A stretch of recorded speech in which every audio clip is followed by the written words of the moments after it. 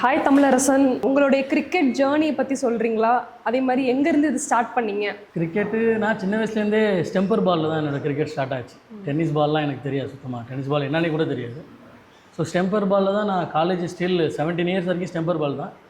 அதுக்கப்புறம் காலேஜில் வந்து லெதர் பால் ஸ்டார்ட் பண்ணோம். ஸோ டென்னிஸ் பால்னால் என்னென்னு எனக்கு தெரியாது. ஸோ ஈவன் நான் துபாய் வந்து ஜாப் ட்ரான்ஸ்ஃபர் ஆகி 2020 துபாய் போகிறேன். அங்கே தான் ஃபஸ்ட் டைம் டென்னிஸ் பாலில் பார்க்குறேன் நான். ஸோ நான் ஒரு ஹார்ட் ஹிட்டர். டென்னிஸ் பாலில் போயிட்டு நான் ரொம்ப கேஷுவலாக வந்து ஹேண்டில் பண்ணலான்னு சொல்லிட்டு போய் பேட் எடுத்துகிட்டு போயிட்டேன். பாலே நான் பார்க்கல. பால் பிச் பண்ண தெரிஞ்சுது. அதுக்கப்புறம் பால் கீப்பர்கிட்ட இருக்குது. என்னால் ஒரு பால் கூட அந்த ஒரு ஓவரில் நான் பேட்டில் மீட் பண்ணவே இல்லை. ஸோ ரொம்ப ஸ்ட்ரகிளாக இருந்தது எனக்கு அந்த பாலை ஃபேஸ் பண்ணுறதுக்கு. நான் ரைட் பேட்ஸ்மேன். நான் அதுக்கப்புறம் லெஃப்ட் ட்ரை பண்ணேன். எனிவே புதுசு லெஃப்ட் ட்ரை பண்ணேன். 2020 தான் லெஃப்ட் பேட்டிங்கே ஸ்டார்ட் பண்ணேன். அதுக்கு முன்னால் வரைக்குமே ரைட்டு. ஈவன் நான் சைல்ட்ஹுட்லேருந்தே ரைட்டு. ஸோ லெஃப்ட் எனக்கு ஒரு இடத்துல கை கொடுத்தது. டைமிங் கொஞ்சம் மீட் ஆச்சு ரைட்டை விட. ஸோ அப்படியே கண்டினியூ ஆனது தான். ஸோ ஒரு 5 to 6 இயர்ஸ் தான் நான் இப்போது டென்னிஸ் பால் ப்ளே பண்ணிக்கிட்டு இருக்கேன். இந்தியாவில் வந்து இப்போ தான் 1 இயர் ஆகுது இந்தியாவில். இதுக்கு முன்னால் நான் ஃபுல்லாக கம்ப்ளீட்டாக துபாயில் ப்ளே பண்ணேன். ஸோ இப்போ இந்தியாவில் வந்து அப்போ நீங்கள் ஒரு international player? It's not about the international player. I play both UAE condition and UAE means you can play with other country peoples like Pakistan, Sri Lanka, Afghanistan players and all they will play. ஏதாவது ஒரு moment உங்கள் கிரிக்கெட்டில் இருந்திருக்கும், அது உங்களை எமோஷ்னலாக affect பண்ணி இருந்திருக்கா? அதனால நீங்கள் அழுதுருக்கீங்களா? அல்ல, ரொம்ப ஃபீல் பண்ணியிருக்கேன். ஆக்சுவலாக நான் ரைட்டு பிடிக்கலாமா லெஃப்ட் பிடிக்கலாமான்னு நிறைய டைமில் நான் எனக்குள்ளே ஒரு கன்ஃபியூஷன் இருந்துகிட்டே இருக்கும். சம்டைம்ஸ் இன்றைக்கி நான் வந்து நல்லா பெர்ஃபார்ம் பண்ணியிருப்பேன் லெஃப்ட்டில். அகைன் வந்து ஒரு ரைட்டில் பேட்டிங் பிடிக்கும்போது நான் சடன் ஆஃப் ஆயிடும். ஸோ அந்த டைமிங்கில் வந்து நான் ரொம்ப ஸ்ட்ரகிள் பண்ணியிருக்கேன்.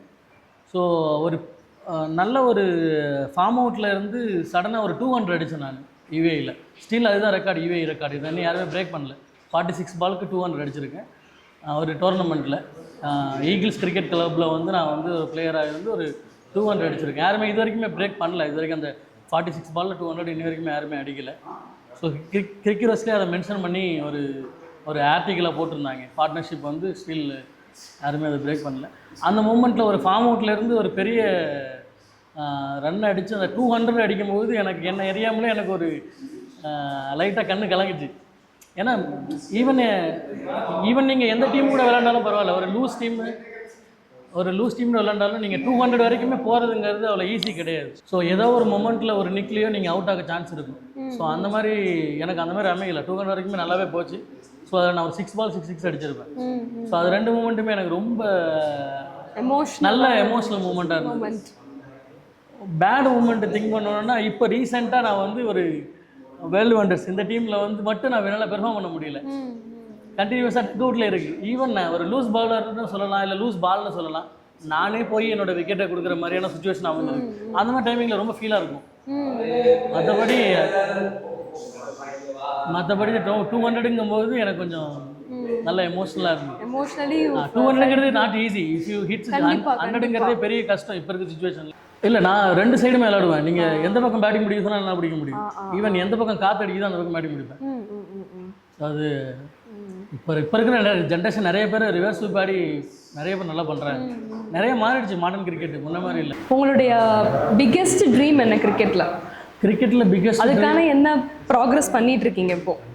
கிரிக்கெட்டில் பிக்கெஸ்ட் டீம்னா இந்தியன் டென்னிஸ் கிரிக்கெட்னு இப்போ இந்தியன் டீமே இருக்குது டென்னிஸ் கிரிக்கெட்டில்.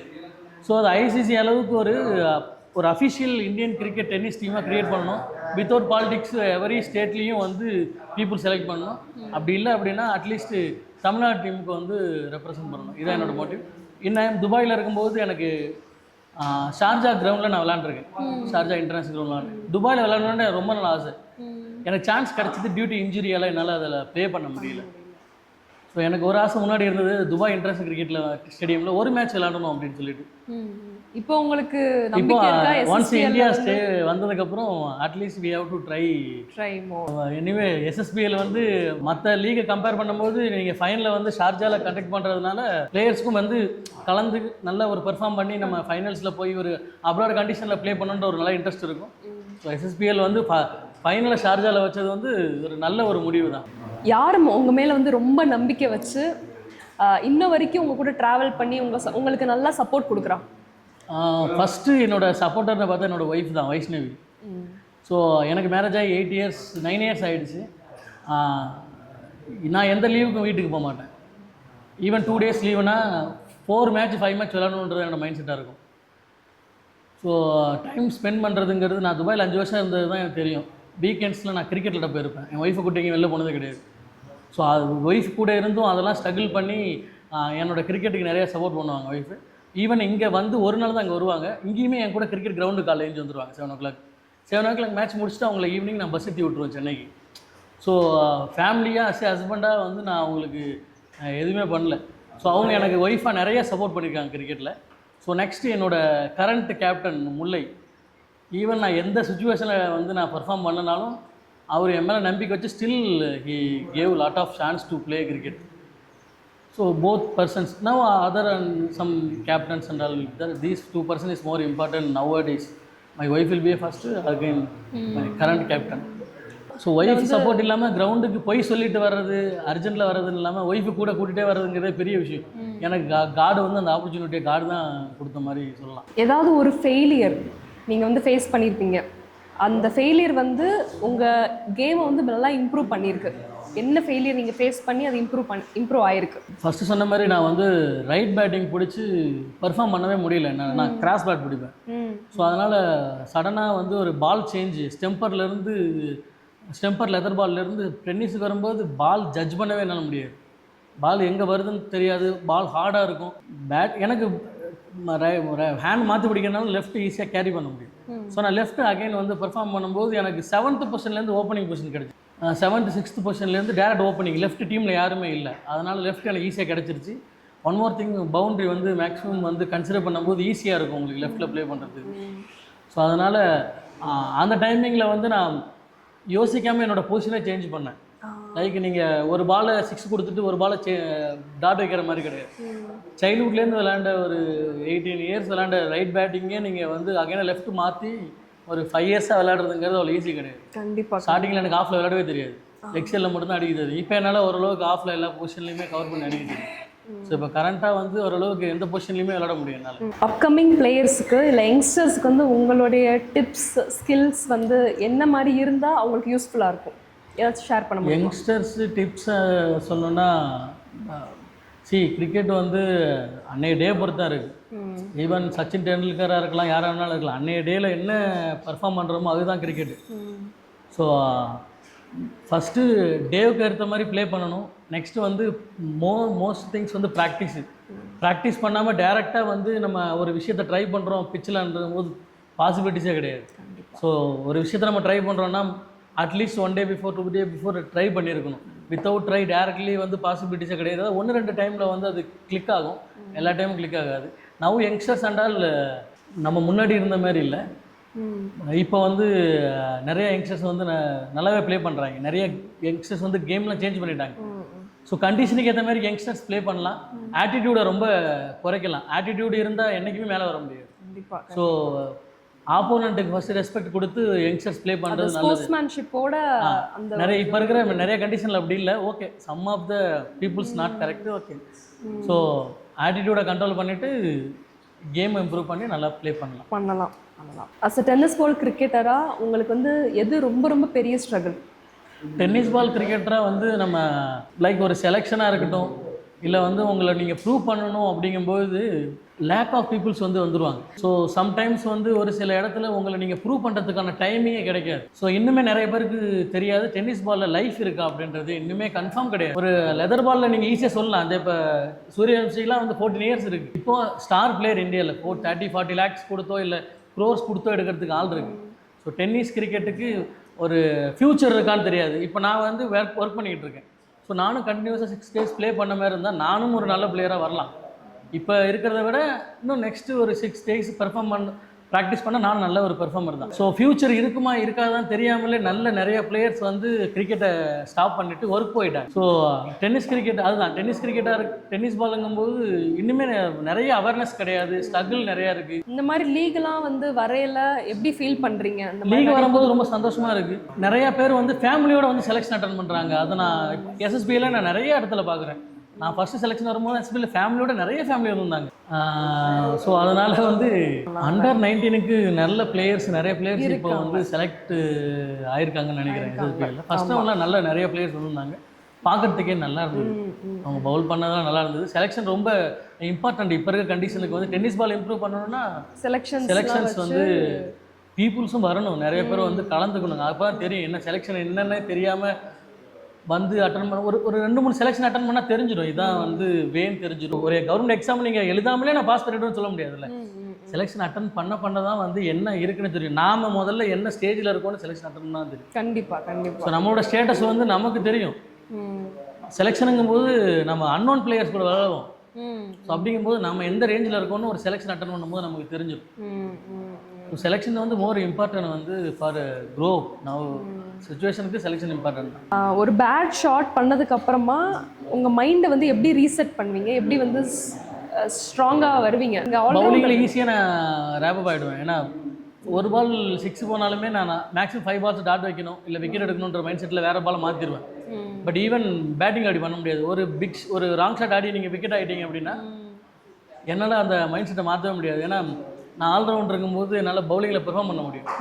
இருந்தாலும் நான் கம்ப்ளீட்டாக ஆஃப் ஆகிடுவேன். அதில் வந்து ஒரு ½ அன் ஹவர் இல்லை, ஒரு 10 to 15 minutes ஒரு இடத்துல கீழே உட்காந்து கீழே பார்த்துட்டே இருப்பேன். கம்ப்ளீட்டாக என்னோடய எனர்ஜி அதில் கொஞ்சம் மூவ் ஆனவுடனே நான் அகைன் வந்து ப்ளேஸ் ஆகிடுவேன். அது ரொம்பலாம் யோசிக்க மாட்டேன். இந்த ஷாட்டை வந்து அடுத்த டைம் ஆடக்கூடாதுன்னு நான் என்னோட லைக் ஒரு டிக்ஷனரி மாதிரி நான் என்னோட இதில் கீப் பண்ணிவிடுவேன். ஓகே, இந்த ஷாட்டை நம்ம ஆடக்கூடாது, அப்படி யாராக இருந்தால் ப்ராப்பராக லைக் மூவ்மெண்ட்லாம் போட்டு விளையாடணும் அப்படின்ற மைண்ட் செட்டில் வந்து அதை நான் என்னோட மாற்றி ஒரு 10 minutes போதும். சூரியவன்ஷியோட பேட்டிங் பற்றி என்ன நினைக்கிறீங்க? அவரோட பவர் பிளே பற்றி என்ன நினைக்கிறீங்க? கோஸ்ட்னு சொல்லலாம். அவர் சின்ன பையன் தான், பட் மேசிவ். நீங்கள் இப்போ ஒரு பவுலராக பால் பண்ணுறதுக்கே லொக்கேஷன் தேடணும். அவனுக்கு எங்கே போடுறதுலாம் அடிக்கிறாருன்னு சொல்லிட்டு நீங்கள் தேடுற அளவுக்கு இருக்குது. இப்போது சேவாகை பார்த்து ஒரு கைண்ட் ஆஃப் ஜென்ரேஷன் ப்ளே பண்ணாங்க, சச்சினை பார்த்து ஒரு ஜென்ரேஷன், யுவராஜ். ஸோ சூரியவம்சியை பார்த்து ஒரு ஜென்ரேஷன் புதுசாக நெக்ஸ்ட் சூரியவம்சின்ற அளவுக்கு பிளேயர் வந்து அவரால் வந்து வருவாங்க. ஸோ அவர்கிட்ட நம்ம என்ன இம்ப்ரூவ் பண்ணிக்கலாம், என்ன கற்றுக்கலாம்? அவர்கிட்ட என்ன கற்றுக்கலான்னா, யார் ஈவன் பும்ரா பாலை ப்ளே பண்ணிவிட்டு ஒரு சொல்லியிருப்பார், யார் பால் போடுறான்னு நான் திங்க் பண்ணலை, நான் எப்படி ப்ளே பண்ணணுன்றதை நான் திங்க் பண்ணியிருந்தேன் அப்படின்றது அவர் சொல்லியிருப்பார். ஸோ அவர்கிட்ட கற்றுக்கணுன்னா எந்த சுச்சுவேஷன்லேயும் நம்ம மேலே நம்ம எவ்வளோ வந்து நம்பிக்கை வச்சுருக்கோம்ன்றதை பொறுத்து தான் இருக்குது நம்ம என்ன பெர்ஃபார்ம் பண்ண போகிறோன்றது. ஈவன் யார் வந்து பால் பண்ணாலுமே நம்மளோட பேட்லேருந்து தான் பால் வந்து போக போகுது. ஸோ அவர்கிட்ட அதை கற்றுக்கலாம். அவர்கிட்ட ஏதாச்சும் வீக்னஸஸ் இருக்குமா? வீக்னஸ்ன்னு பார்த்தீங்கன்னா, ஐபிஎல்ல எங்கே பாலை பிளேஸ் பண்ணாலும் அது 6-ஆ இருக்குது. ஈவன் நீங்கள் லாஸ்ட்டாக வேர்ல்ட் கப் பார்த்தீங்கன்னா பாகிஸ்தான் பவுலர் கூட ஃபுல் ஃபேஸில் இந்த லைனில் வந்து அவர் கீப்பர் கேட்ச் ஆகிருப்பார். அதே மாதிரியே தான் அவர் 2வது மேட்சுமே அவுட் ஆகிருப்பார். ஸோ அதை கொஞ்சம் கண்ட்ரோல் பண்ணியிருக்கலாம். ஏன்னா அடிக்க போயிருக்க வேண்டாம், அந்த டைமிங்கில் வந்து இந்தியா லூஸ் ஆகிருக்கும்.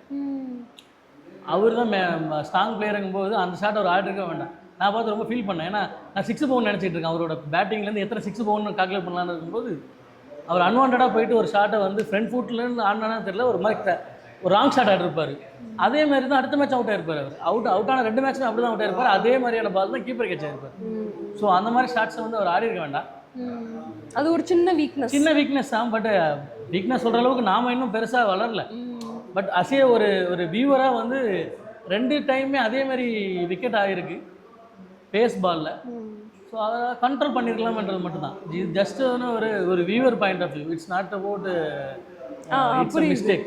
ஐபிஎல்ல வந்து யார் உங்களுக்கு ஃபேவரட் பிளேயர்? என்னோட favourite player old Virender Sehwag. எந்த சுச்சுவேஷன்லேயும் பாலை அடிக்கணும், பயந்து டிஃபெண்ட் பண்ணாத, வந்தால் மழை போனால் சாம்சங் சொல்கிற மாதிரி தான், பாலை பார்க்குறோம் அடிக்கிறோம் 6. என்னோடய பேர் தமிழரசன். நான் வந்து தமிழ்நாட்டிலேருந்து வரேன். பட் ஒர்க்கிங் வந்து ஹைதராபாத் தான். ஸோ எஸ்எஸ்பிஎல் செலெக்ஷன் வந்து நான் இப்போது 2nd ரவுண்டு செலெக்ஷனை வந்து அட்டன் பண்ணியிருக்கேன். ஸோ செலெக்ஷனில் வந்து ரொம்ப ஓப்பனாகவே இருக்குது. எப்படி செலக்ட் பண்ணுறாங்க, என்னென்ன மாதிரியான ஒரு ரூல்ஸ் அண்ட் ரெகுலேஷன்ஸ் எல்லாத்தையுமே ஃபஸ்ட்டே கிளியராக எக்ஸ்பிளைன் பண்ணிடுறாங்க. ஸோ செலெக்ஷன் ப்ராசஸ் ரொம்ப ஈஸியாக வந்து இருக்குது. ஸோ பிளேயரோட ப்ரைஸ் வந்து up to 3 lakhs. Overall price இருந்தாலும் வந்து 3 crore. ஸோ எஸ்எஸ்பிஎலோட ஃபைனல்ஸ் வந்து ஷார்ஜாவில் வந்து கான்டாக்ட் பண்ணுறாங்க. ஸோ ஃபர்ஸ்ட் ஆஃப் ஆல் வந்து செலெக்ஷனுக்கு வந்து நிறைய பேர் வந்து கலந்துக்கிறது இல்லை. ஸோ அண்டர் 19 இருக்கட்டும், எபோவ் அண்டர் 19 இருக்கட்டும், எல்லாருமே வந்து செலெக்ஷன் வந்து கலந்துக்கோங்க. செலெக்ஷன் கலந்துக்கிட்டால் தான் உங்களுக்கு வந்து செலெக்ஷன் எப்படி இருக்குன்னு தெரியும். ஸோ இது வந்து ஒரு பெஸ்ட் ஆப்பர்ச்சுனிட்டி உங்களோட கெரியரை வந்து கிரிக்கெட் கெரியரை க்ரோத் பண்ணுறதுக்கும். ஸோ எல்லாருமே வந்து கலந்துக்குங்க. Thank you SSPL for giving opportunity to speak. எல்லாருக்கும் நன்றி.